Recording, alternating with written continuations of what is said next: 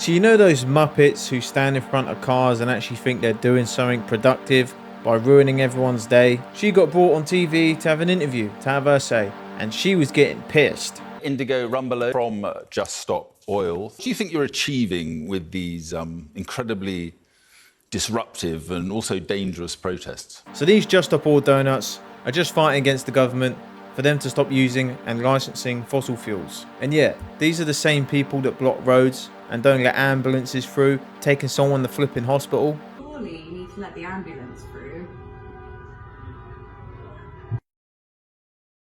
God.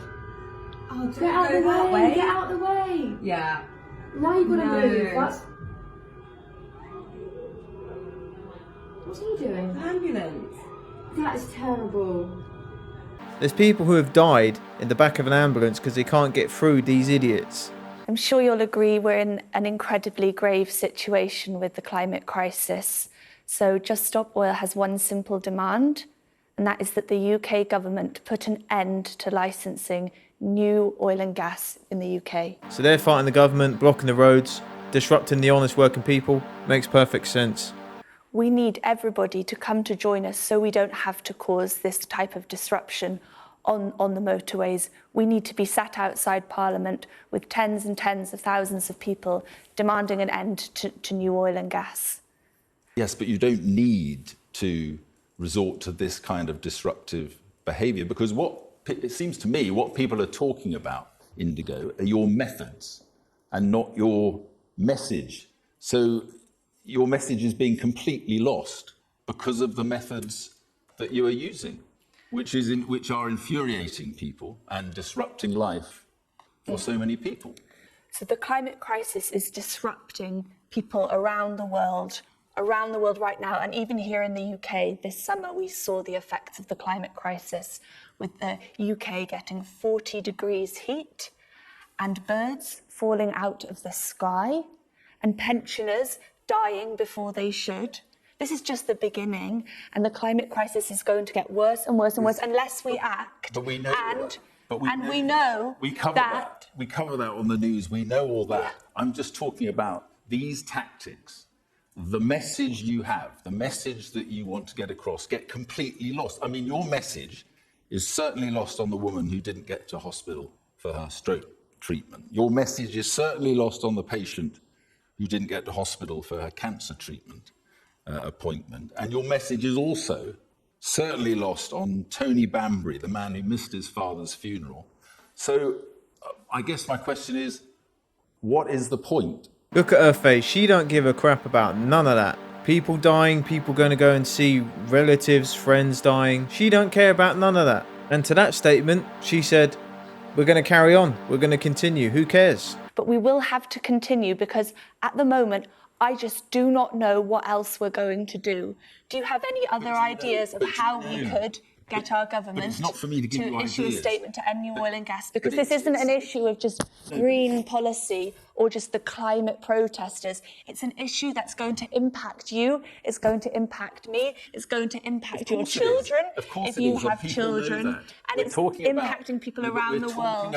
So our government's decision... I already know, this woman is crazy. You can tell looking in her eyes that she is mental. And you can see how angry she's getting. I'll tell you, this woman right here isn't a full packet of Maltesers. It's a complete act of betrayal on my generation. But we're talking about here, now, the tactics that you are using. I mean, listen to what Tony Banbury said. These people have forced me not to go to my father's funeral. And it's not like I get a second chance. I will never forget what they have done, and I will never forgive what they have done. So my point again to you is that the way you are going about this means that people are not listening to the message. They are just talking about the method, and they don't like the method. It's a very serious situation.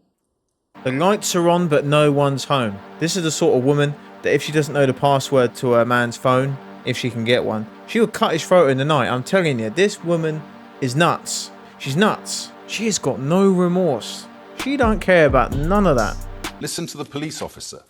The only way this is going to stop is if Just Stop Oil frankly grow up and realise that they are putting people's lives at risk. Doesn't he have a point?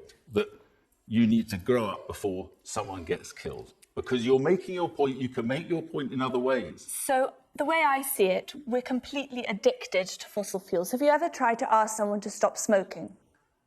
I told you she was nuts. I knew it. She's mental. This woman, I'm telling you, this is cat food advertisement at its finest. She's talking about she's addicted to fossil fuels as if she's addicted to crack. That's her argument. Against everything he said, that was her defense. And I'm accepting that we feel empathy for all of those people out there. But what we're trying to do is to get everyone to come together, to get our government to stop licensing the oil and gas in order to save life. But there are ways of doing it that can avoid tens of thousands of people having their lives just completely weeks ago, disrupted. a third of Pakistan was underwater. The rains have failed in Somalia for the 5th year in a row, meaning mothers cannot feed their children. But we know that, and we covered that. We had correspondents out there. There is a COP27 conference. You may have been covering it, but the media has failed to make political change. Hang on, Politics has failed us.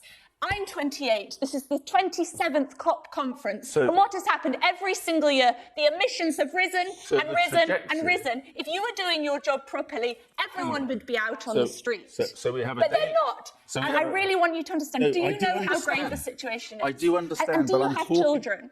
I've got children. And do you love those children? Indigo, please, I understand the point you're making. You are here today to justify the tactics. You're effectively Do you love those children more than you love fossil fuels? You are committing a crime. Why should That's what we're asking you to do. We're asking you to side with young people who are asking our government very politely, in line with the UN, saying that we need to come off fossil fuels.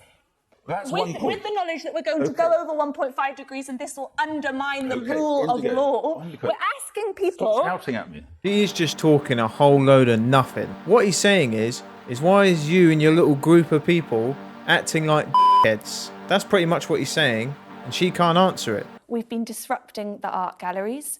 We've been disrupting football matches. We've been disrupting the M25. And we're saying the media is not doing their job properly and they're not telling you the truth about what's coming down the line.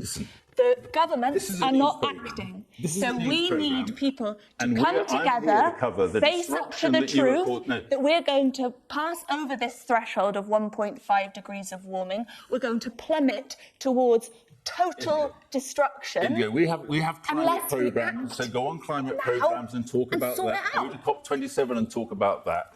But there are people across this country who are fed up with having their lives disrupted by your people. The sad thing is, in the UK, they just put up with it. I'm sure if this was abroad, they would get dealt with. But let me know your thoughts of that interview.